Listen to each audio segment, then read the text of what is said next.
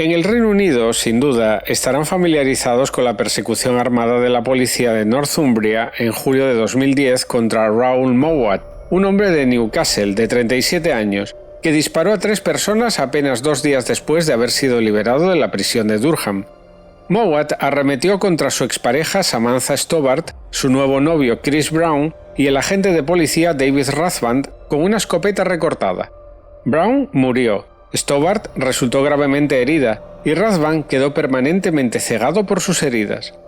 Mowat estuvo huyendo durante 6 días antes de ser acorralado en la ciudad de Rothbury, en Northumberland. 6 días durante los cuales la nación se vio atrapada por los constantes informes de un pistolero enloquecido en libertad y viendo cómo se desarrollaba la persecución de Mowat por televisión.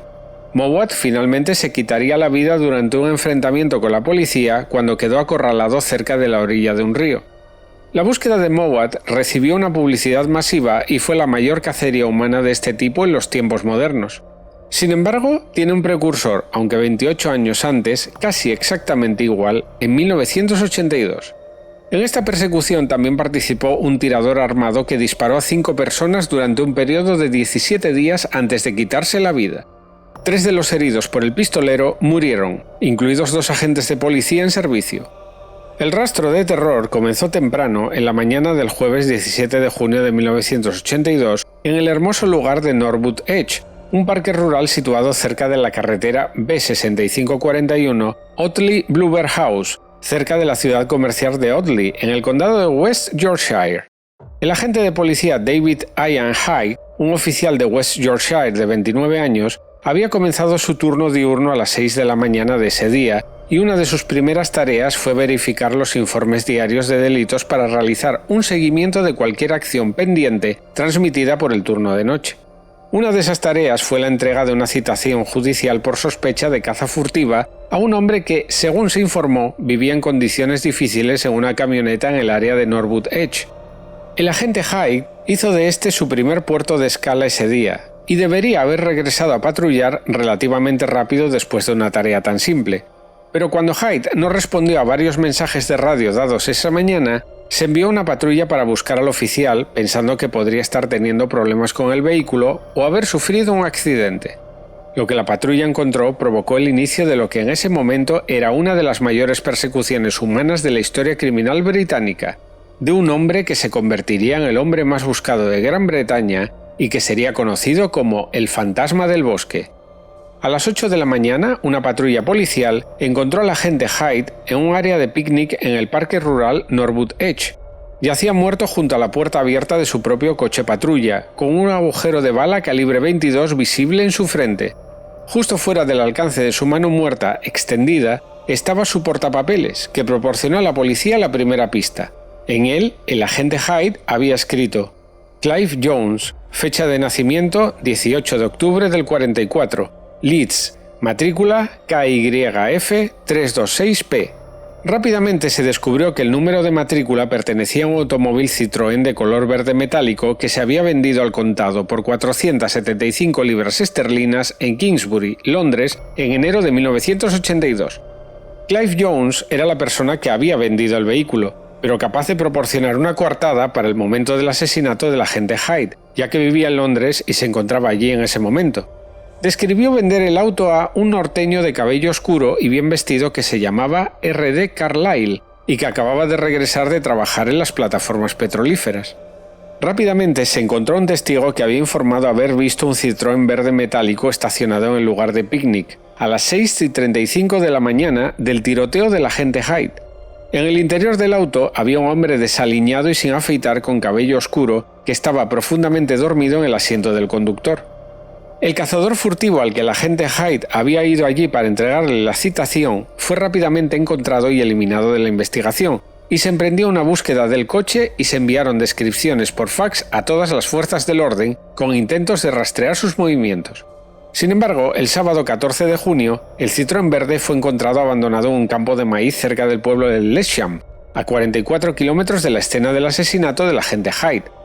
Temprano a la mañana siguiente, el 20 de junio de 1982, y a 85 kilómetros de distancia, en el pueblo de Torksey, en Lincolnshire, Freda Jackson, viuda de 75 años, escuchó a un intruso en su casa. un bungalow remoto en las afueras del pueblo. Se levantó de la cama para investigar y se enfrentó a un pistolero armado, a quien más tarde le describiría como un hombre de entre 35 y 40 años, delgado, con cabello oscuro y desordenado, que parecía y olía descuidado y que hablaba con acento norteño. El intruso ató a la señora Jackson, la amordazó y le robó 4 libras y una buena cantidad de comida antes de salir por la puerta trasera. Incapaz de dar la alarma, la señora Jackson permaneció atada hasta las 8 de la mañana, cuando un repartidor de pan que estaba de visita escuchó sus llamadas de ayuda y alertó a la policía. La señora Jackson quedó conmocionada, pero por lo demás ilesa. El miércoles 23 de junio, en el pueblo de Girton, cerca de Newark, y a menos de 14 kilómetros de Torksey, el mismo hombre irrumpió en otra casa. La vivienda pertenecía al electricista George Lackett, de 52 años, y su esposa Sylvia. De nuevo armado, el pistolero irrumpió en la casa y tras someter a la pareja, los ató por los codos. Les dijo que necesitaba su coche y luego salió para comprobar la cantidad de gasolina que había en el vehículo. Al regresar al interior de la casa y descubrir que los Lackett habían logrado liberarse de sus ataduras, el pistolero disparó a sangre fría a George y Sylvia en la cabeza. George recibió un disparo primero y murió instantáneamente, pero Sylvia sobrevivió y logró llegar a una casa vecina para dar la voz de alarma. Sin embargo, quedó con daño cerebral permanente por el disparo recibido y no pudo recordar el incidente con claridad. Tras el tiroteo, el pistolero huyó en el coche de los Lackett, un Rover marrón con matrícula VAU 875S, tras robarles una mísera suma de dinero y comida. En ese momento, la policía de North Yorkshire estaba implementando un nuevo sistema de base de datos de indexación computarizada. Este sistema, precursor del moderno sistema Holmes que ahora utiliza la policía como herramienta de investigación, tenía una potente función de búsqueda. Debido a la geografía relativamente unida de los 3 crímenes, la información indicó que podían estar vinculados y se incorporaron reportes de cada investigación. Los crímenes se vincularon oficialmente al día siguiente, el 24 de junio, cuando las pruebas balísticas demostraron que la misma arma que se había utilizado para matar al agente Hyde también se había utilizado en la escena del tiroteo de los Lackett. La policía ahora sabía que estaban buscando un doble asesino a sangre fría, pero no tenía nada más con qué continuar, aparte de la descripción dada por la señora Jackson del hombre que había irrumpido en su casa y le había robado. La descripción coincidía con la del hombre que había sido visto dormido en el Citroën verde. El mismo día en que se vincularon los 3 incidentes, hubo otro incidente más, esta vez en North Yorkshire, y sirvió para resaltar cuán despiadado y peligroso era el hombre que ahora tenía a cientos de policías persiguiéndolo. El bosque de Dalby es un gran bosque situado a solo 13 kilómetros de Scarborough, compuesto por más de 80 kilómetros cuadrados de árboles espesos, maleza densa y helechos. Un adiestrador de perros de la policía de North Yorkshire, el agente Kenneth Oliver, estaba en una camioneta patrullando el área cuando se encontró con un hombre que estaba estacionado con un automóvil Rover marrón, número de matrícula CYG 344T. Recordando los informes que circularon sobre el vehículo robado de Lackett y sospechando del hombre sentado en el automóvil, el agente Oliver preparó a su perro y se acercó al coche. Cuando estaba a tan solo 1,5 metros de distancia de la ventana del conductor, el agente Oliver vio una pistola apuntándolo, de la cual salió un disparo que lo alcanzó en la cara, pero no lo hirió gravemente. Al retirarse, el agente Oliver recibió 2 disparos más cuando el pistolero salió del auto, pero cada bala solo le rozó la cabeza y el brazo respectivamente. Logró liberar a su perro y lo envió a atacar al pistolero, quien rápidamente disparó al animal, pero nuevamente solo le causó una herida leve. Esto le dio al agente Oliver el valioso tiempo para llegar a la seguridad de una propiedad cercana y dar la alarma. El pistolero desactivó la radio de la policía en la camioneta y luego la condujo una corta distancia hacia el bosque, antes de regresar al vehículo Rover e incendiarlo. Luego desapareció en las profundidades del bosque de Dalby. La policía llegó rápidamente al lugar y se inició un rastreo de la zona, pero la luz se estaba apagando rápidamente y hubo que abandonarlo. El bosque estuvo rodeado lo mejor posible durante la noche por policías armados y por la mañana comenzó una búsqueda masiva. Esto continuaría durante todo el fin de semana del 25 al 27 de junio de 1982, con cientos de agentes de policía involucrados en la caza y captura del pistolero, que ya había recibido el apodo de El Fantasma del Bosque por parte de la prensa que estaba informando sobre su huida. Los guardabosques locales y los trabajadores de la Comisión Forestal, que conocían bien la zona, ayudaron en la búsqueda y todos los campistas y turistas fueron evacuados de la zona. Se advirtió a los residentes locales, y algunos incluso abandonaron sus casas por miedo. Todos los caminos que salían del bosque estaban bloqueados por un fuerte cordón policial. Una verdadera sensación de miedo se cernía sobre la zona. Había un doble asesino enloquecido suelto que por suerte no había matado a 4 personas. Era imperativo encontrarlo y capturarlo antes de que hubiera más derramamiento de sangre, pero la policía tenía una presa excepcional. Los asesinatos habían abarcado un área muy amplia, y el fantasma, que ya era el hombre más buscado de Gran Bretaña, había logrado evitar ser capturado y deslizarse sigilosamente a través de todos los cordones policiales. Había demostrado tal habilidad para evadir la captura, esconderse y evitar ser detectado, que más de un oficial de policía sugirió medio en broma que de alguna manera estaban ante un fantasma que se movía entre la oscuridad y la lluvia. El fantasma del bosque iba a volver a matar el 28 de junio de 1982, y esta vez su víctima volvió a ser un policía en acto de servicio. El sargento David Thomas Winter y el agente Michael Woods estaban llevando a cabo controles de rutina de vehículos en la carretera A64 cerca del pueblo de Old Malton, a unos 32 kilómetros de la escena del tiroteo del agente Oliver y el foco de la persecución. Muy conscientes de que la búsqueda del criminal se concentraba a solo unos kilómetros de distancia, ambos agentes permanecían muy atentos ese día. Cuando se recibió una llamada informando de un hombre de aspecto sospechoso descrito como un vagabundo cerca de una taberna en las afueras de Old Malton, los oficiales decidieron investigar teniendo en cuenta que podría tratarse del escurridizo fantasma. Efectivamente, los 2 oficiales llegaron al lugar y cerca vieron a un hombre que coincidía con la descripción que les habían dado. Llevaba un gorro de lana azul, una chaqueta caqui, estaba sucio y desaliñado, sin afeitar, y tenía un bastón largo en la mano derecha y una bolsa de plástico azul en la otra. El sargento Winter salió del auto para acercarse al individuo y mientras lo hacía, el hombre sacó un arma de un bolsillo y comenzó a dispararle al oficial. El sargento Winter se dio vuelta y huyó por un callejón cercano y saltó un muro de piedra abajo, pero el pistolero siguió al oficial y le disparó 3 veces a quemarropa. 2 balas alcanzaron en el cuerpo al sargento Winter, mientras que una penetró en su cuello. Murió instantáneamente. Luego, el pistolero huyó, nuevamente a las profundidades de un bosque cercano, mientras el agente Woods daba la alarma a través de la radio de la policía en el coche patrulla. Al saber que el fantasma había atacado nuevamente, el área fue inmediatamente rodeada por la policía y se llevó a cabo una búsqueda exhaustiva del criminal. Se registraron minuciosamente todas las casas, tiendas y locales comerciales, se sellaron los pueblos de Malton y Old Malton y se bloquearon las carreteras. Y el foco de masas y la presencia policial se desplazaron unos 20 kilómetros hasta la comisaría de policía de Old Malton, donde se encontraba el cuartel general del grupo de trabajo. Pero nuevamente el fantasma evadió la captura, ya que un aguacero torrencial obstaculizó la búsqueda de los perros policía al no poder detectar un olor. Al día siguiente, más de 600 agentes participaron en la caza del fantasma. 1 de cada 6 de ellos estaba armado y cada oficial involucrado en la captura llevaba un chaleco antibalas. Se utilizaron helicópteros policiales, incluso una unidad de reconocimiento de las Fuerzas Armadas británicas con imágenes térmicas y cámaras infrarrojas fue reclutada para rastrear al asesino. Se investigaron 139 avistamientos del hombre buscado, pero ninguno de ellos tuvo éxito y todavía no se le encontraba por ningún lado. La policía estableció sin lugar a dudas que el fantasma había atacado de nuevo cuando las pruebas balísticas compararon las balas extraídas del cuerpo del sargento Winter con las relacionadas con los tiroteos anteriores. El fantasma era ahora un triple asesino que estaba dispuesto a matar a sangre fría, que odiaba a la policía y que parecía estar persiguiéndolos tanto como ellos lo estaban persiguiendo a él. Pero para entonces, de hecho, apenas unas horas antes del asesinato del sargento Winter, la policía finalmente había descubierto la identidad del pistolero más buscado de Gran Bretaña. El fantasma del bosque ahora tenía un nombre y una cara que podía mostrarse al público en carteles con el retrato del homicida. La policía conocía su identidad, pero aún así había que encontrarlo y detenerlo. El 28 de junio de 1982, un agente del Departamento de Orden Judicial de la Policía de West Yorkshire descubrió que un hombre llamado Barry Peter Prudhomme no había respondido a la fianza judicial tras una grave agresión en Leeds en enero de 1982. Lo que destacó fue que la fecha de nacimiento de Prudhomme era el 18 de octubre de 1944, el mismo día y año que el agente Hyde había escrito en su portapapeles.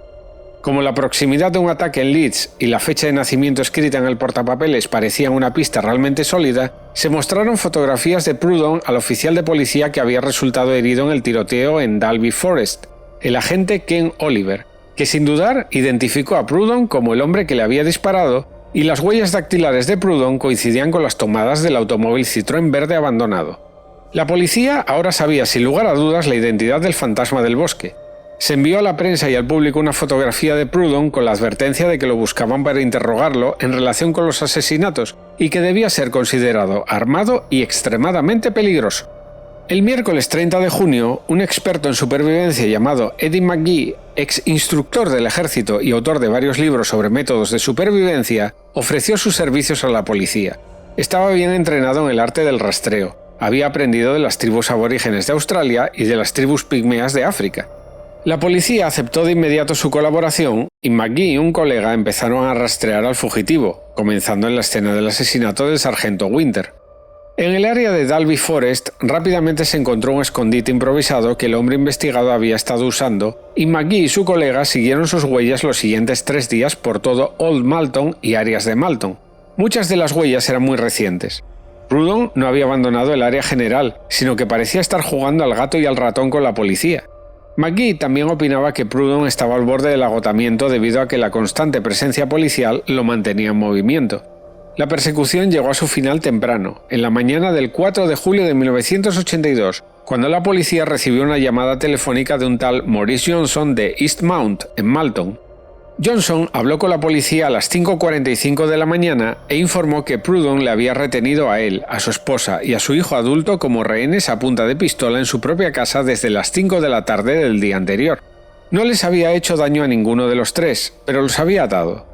Durante el tiempo que estuvieron como rehenes, Proudhon les había confesado los asesinatos del agente Hyde, el señor Lackett y el sargento Winter, los intentos de asesinato de la señora Lackett y el agente Oliver y el robo en el bungalow de la señora Jackson. Había salido de su casa a las 5 de la mañana y los Johnson habían esperado un tiempo prudencial desde que Proudhon salió de la casa hasta contactar con la policía, llegando incluso a encender las luces de las habitaciones para hacerle creer a Proudhon que se iban a la cama, en caso de que todavía estuviera vigilando la casa. Inmediatamente el área fue rodeada y la aldea sellada, y a las 7:30 de la mañana, McGee y una escolta armada habían comenzado a buscar huellas en la parte trasera de la casa de los Johnson. McGee encontró casi al instante una que estaba muy fresca y siguió huellas a través de los terrenos del cercano club de tenis y bolos Malton Lawn, que terminaban próximas a los restos de unos paneles de cerca que estaban apoyados contra un muro de piedra y que estaban cubiertos de zarzas y helechos. McGee, mientras examinaba sigilosamente la escena, notó que si bien la mayoría de las zarzas estaban cubiertas por el rocío de la mañana, había una mancha negra donde el rocío había sido quitado. Sospechando que estaba tras la pista de Proudhon, McGee describiría más tarde el momento. Saqué una sonda y avancé, sintiendo el suelo. Había un pedacito de bolsa de plástico azul que casualmente se movió hacia un lado. Extendí mi mano para levantar la sonda y mientras lo hacía, de repente unos pies me empujaron y me hicieron rodar hacia atrás. Salté en el aire, pero no grité. Volví sobre mis pasos y desaparecí detrás de un muro. Luego les hice un gesto a los oficiales para que supieran que allí lo teníamos. La policía armada pronto rodeó la zona donde Proudhon había sido acorralado y le gritó que se rindiera, pero no hubo respuesta. Poco después, el inspector jefe David Clarkson, de la policía de West Yorkshire, y el inspector Brian Chetton, de la policía de North Yorkshire, ambos agentes armados, se acercaron a los paneles de la cerca e intentaron alejarlos del muro. La respuesta fue un disparo desde el interior de la cerca y ambos agentes retrocedieron a una distancia segura mientras dispararon 4 tiros de escopeta. Los nuevos llamamientos a la rendición se encontraron nuevamente con el silencio, por lo que se hicieron más disparos y se lanzaron 2 granadas de percusión. Luego, los agentes regresaron y nuevamente intentaron quitar el panel de la cerca y esta vez lo lograron. Debajo, Barry Proudhon yacía muerto, con una pistola en el pecho apuntando hacia arriba. Lo habían detenido a solo 100 metros del cuartel general de control del grupo de trabajo, desde donde se dirigía la búsqueda. La persecución de 17 días, en la que en total participaron 4.293 agentes de 12 fuerzas policiales diferentes y costó 347.000 libras esterlinas, había terminado. Pero, ¿quién era Barry Peter Proudhon y por qué se había embarcado en tal alboroto?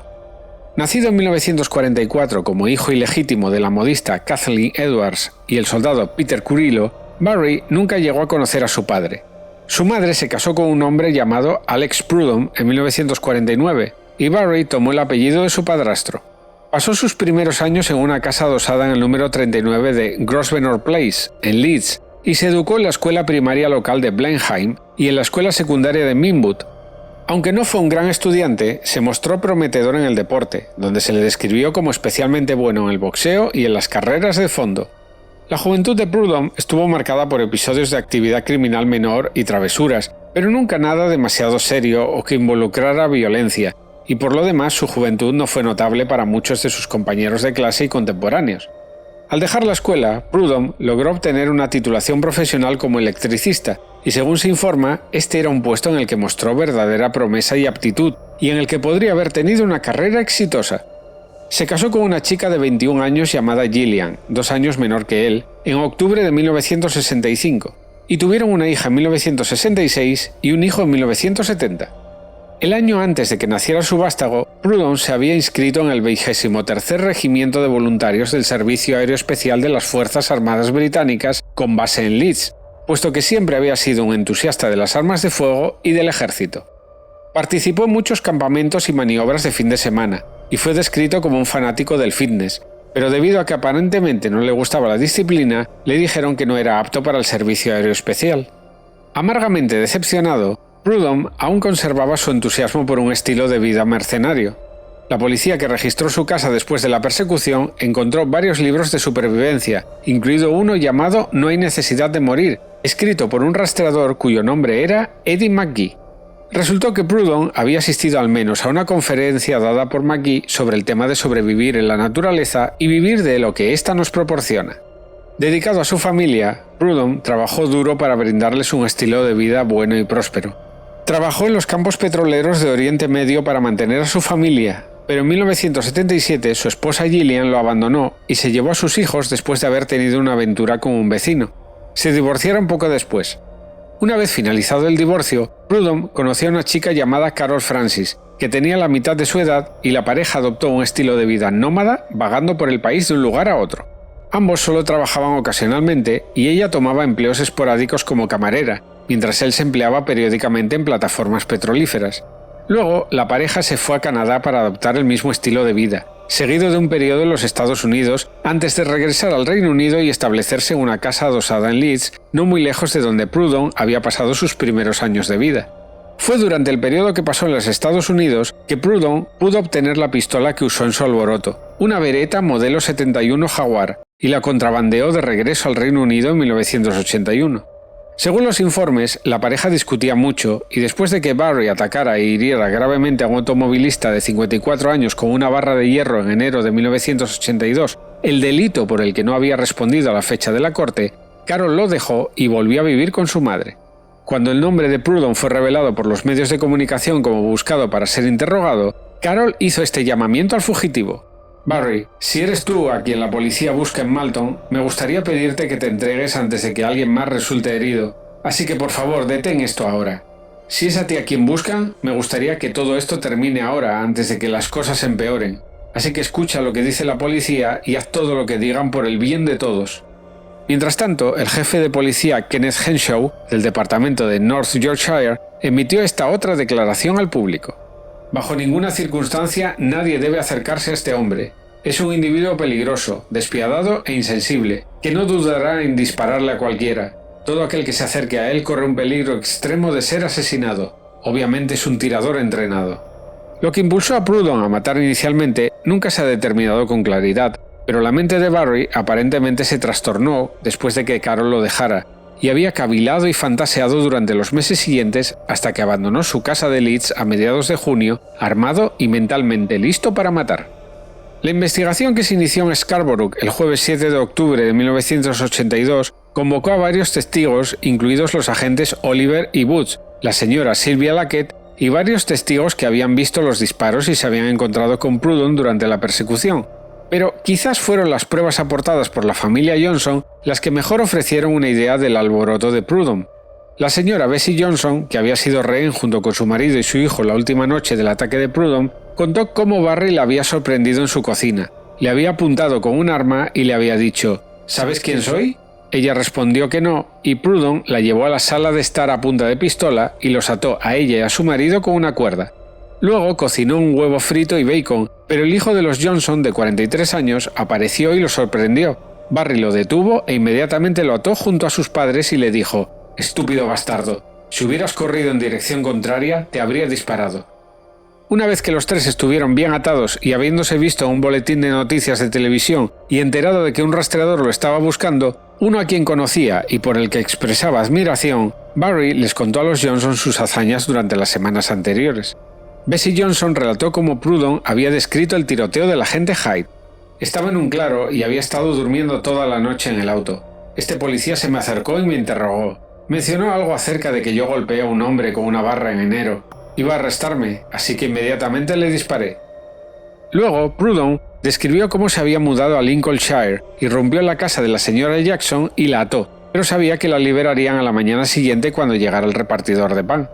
A continuación, Prudhomme les contó a los Johnson cómo había viajado a pie hasta el pueblo de Girton, donde había irrumpido en la casa de los Lackett para robarles el coche.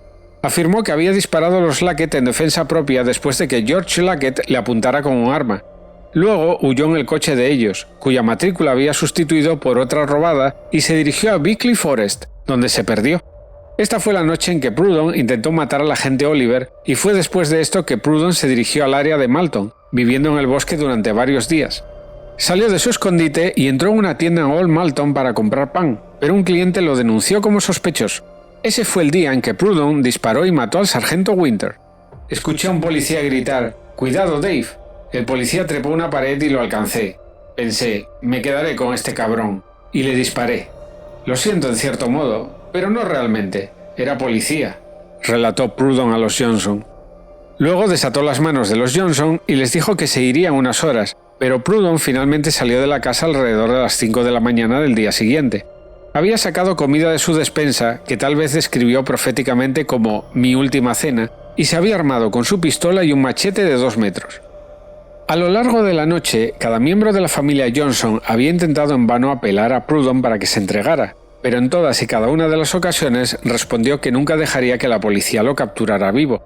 Prometió quitarse la vida y quitarle la vida a tantos agentes de policía como fuera posible antes de que eso sucediera.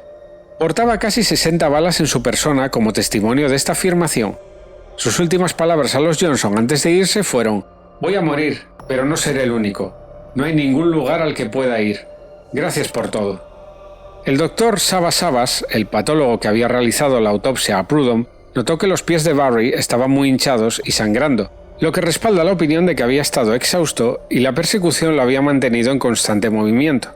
También descubrió que aunque había 21 heridas distintas en su cuerpo causadas por balas como resultado del fuego policial, las dos heridas principales eran una bala de escopeta en la frente de Prudhomme y una bala dentro de su cabeza que había sido disparada en el lado derecho, que era característico de una herida de bala autoinfligida.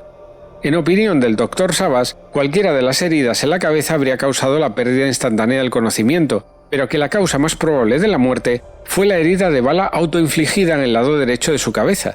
El jurado forense respaldó esta opinión y tardó solo 18 minutos en registrar un veredicto de suicidio. El foco del odio de Prudhomme parecía haber estado dirigido a la policía, y todo hace indicar que su mente finalmente se había trastornado por completo. Incluso si hubiera huido para evitar lo que aparentemente sería una segura sentencia de prisión por el asalto de enero de 1982, no hay explicación de por qué decidió agregar un catálogo tan atroz de asesinatos y violencia. Estaba en forma y era un amante de la naturaleza experimentado. Había demostrado que era capaz de evadir la captura y que tenía habilidad para vivir de la naturaleza. Claramente podría haberse salido con la suya con poco o ningún derramamiento de sangre, y es posible que nunca hubiera sido capturado. Sin embargo, Prudhomme demostró ser despiadado. Disparó a sangre fría a varias personas y ni una sola vez intentó herir o advertir antes de disparar. Se puede argumentar que disfrutaba inmensamente matando y quería salir en una especie de resplandor de gloria. Sin embargo, en sus momentos finales, cuando se enfrentó a la policía armada que tanto quería asesinar, le fallaron los nervios y Prudhomme se quitó la vida. Tras su muerte fue enterrado en una tumba anónima en un cementerio de Leeds. El veredicto de suicidio puso fin al caso de Barry Peter Prudhomme y a la persecución que había paralizado de miedo las zonas donde el fantasma del bosque había atacado. Una persecución que en ese momento fue la operación policial armada más grande que el país había visto jamás, en la que participaron más de 12 fuerzas policiales, lo que resultó en 17 días que se apoderaron de la nación. Si quieres que el canal siga adelante, dale like al vídeo, compártelo y suscríbete al Club de los Caminantes del Terror.